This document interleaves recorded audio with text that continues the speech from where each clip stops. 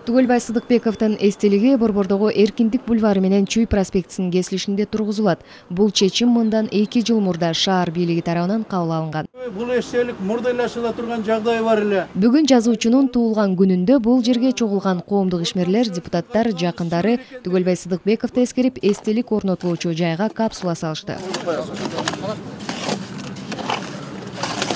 Кыргыз эл баатыры, жазуучу, СССР мамлекеттик сыйлыгынын лауреаты академик Түгөлбай Сыдыкбеков 1912 жылы 14 майда Ысык көлдүн Түп районунда туулган.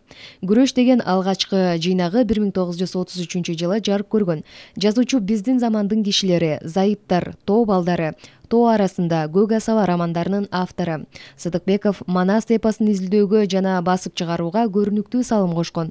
Орус классиктеринин чыгармаларын кыргызчага которгон. Түгөлбай Сыдыкбековтай кыргыздын инсанын билбесек, анда Манасты билбеген сыяктуу эле, Айтматты билбеген сыяктуу эле жүрө беребиз. Мунун чоң патриоттук эмгеги кыргыздын тилин коргоо, маданиятын коргоо, тарых бузулуп аткан тарыхын коргоо боюнча мына совет доорунда катуу күрөш жүргүзүп келди. Он не был. Атам башкаруучу, чиновник болгон эмес, жөнөкөй жазуучу болчу. Атам баардык тармакты жакшы түшүнгөн, коомдун кызыкчылыгын көздөгөн, тарыхын, улутун коргогон мекенчил инсан болгон. Түгөлбай Сыдыкбековдун эстелигин жасоо боюнча сынак жарыяланган 30 августка чейин калыстар тобу катышуучулардан долбоорду кабыл алат.